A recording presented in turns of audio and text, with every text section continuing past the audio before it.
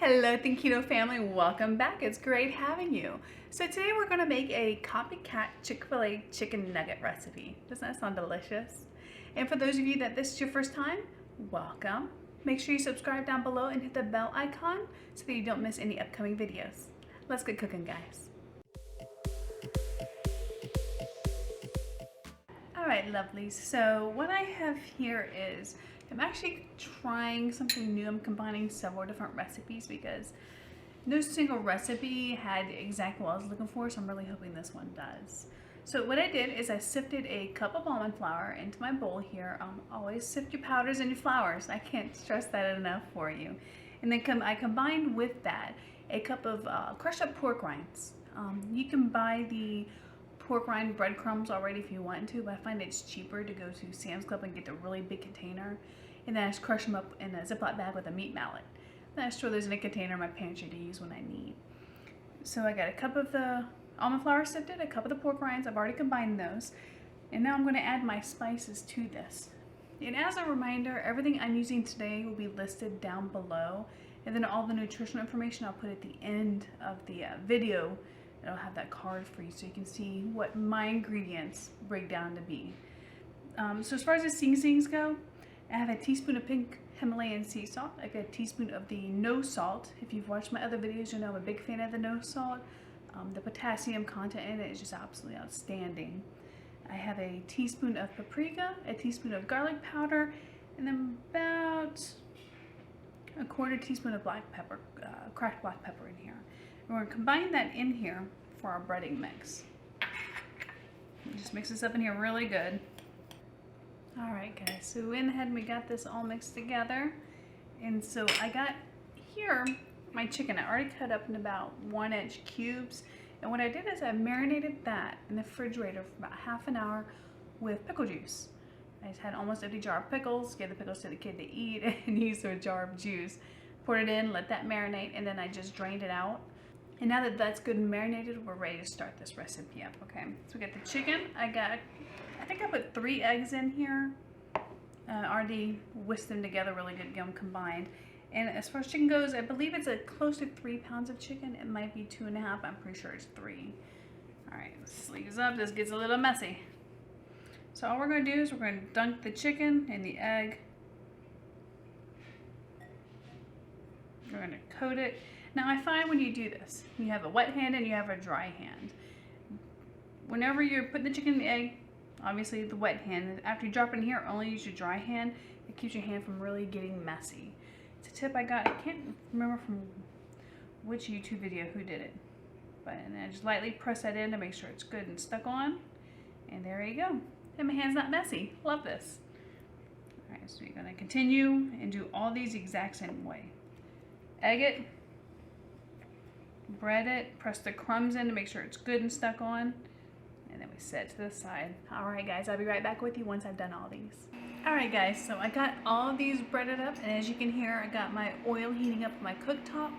Just a few things I wanted to mention about that process. I did run out of the breading mix halfway through the chicken, so I did mix up the exact same thing a second time. I know some people like to batch bread the chickens or stuff like this that they're making. I don't do that. What I end up doing is I'll drop it in by the handful into the eggs and then lift them out one at a time, bread them. The reason I do that is you get a better quality of breading on them.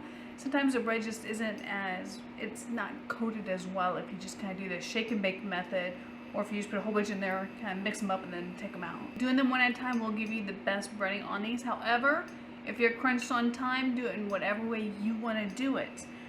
I think all in all, it did take me about 15 minutes. So it's not a fast process. This is very simple. It's just not the quickest thing in the world. So if you're in a hurry, make sure you allot time or just do what works best for you, okay?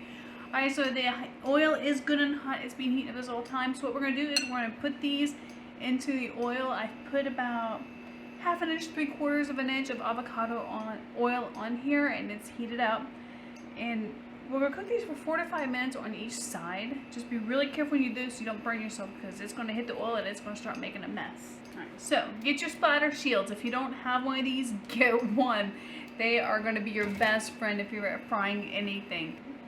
Alright, so we're just going to put these in one at a time. You want the oil to come up about halfway up on the chicken, or whatever it is. I do fish sticks the exact same way. I make fish sticks out of cod fillets with this exact same breading, and my husband absolutely loves it. He doesn't like fish. That's the only way he can eat fish. Alright, so I don't want to overcrowd these in here.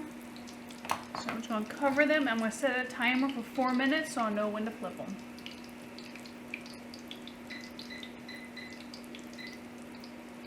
Alright, we'll see you guys back in 4 minutes.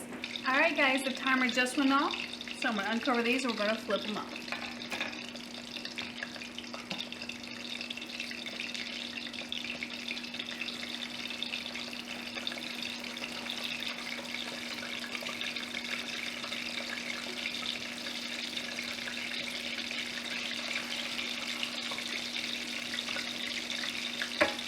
That's it. I'll start the timer again for another 4 minutes and we'll see if they're done.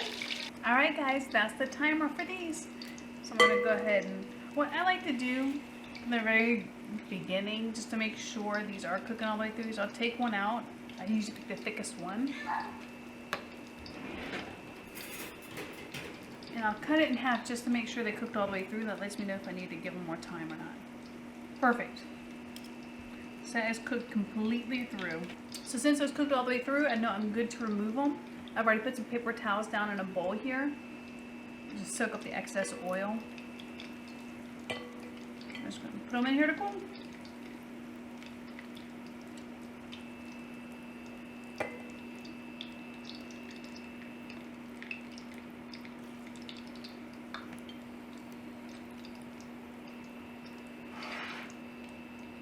We're going to get the next batch in and cooking. I have a feeling I got too much chicken in here. This is going to take a while. Good thing I got lots of games on my phone to play. These are cooking. Alright, set the timer.